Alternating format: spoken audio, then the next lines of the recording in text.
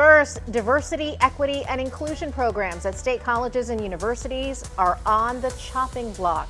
House Republicans advancing a new bill that would ban institutions from using state or federal money to fund those initiatives.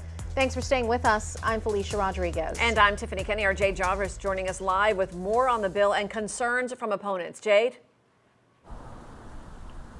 Well, Felicia, Tiffany, Governor Ron DeSantis has been pushing for an overhaul of Florida state colleges and universities, calling diversity programs divisive and discriminatory. But those on the other side are worried about the effects of these policies on the state's higher education system.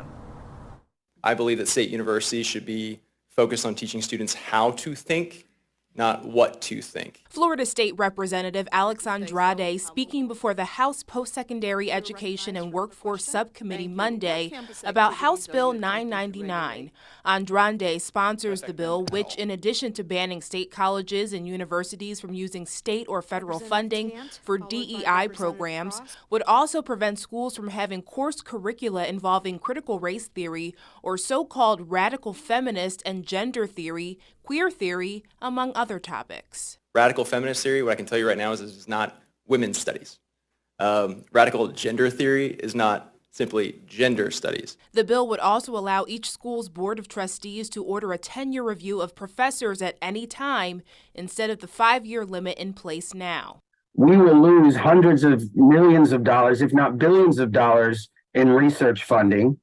We will lose the best and brightest faculty. Rich Templin is the Director of Politics and Public Policy for the Florida AFL-CIO. He and other opponents of the bill are worried about how the bill could affect gender studies and social work programs, could stifle academic freedom on campuses, and put students at a disadvantage. And most of all, how higher education in the state of Florida could be impacted. I feel so bad for the students who are literally going to be thrown out of school because their chosen program of study is not politically acceptable to the governor.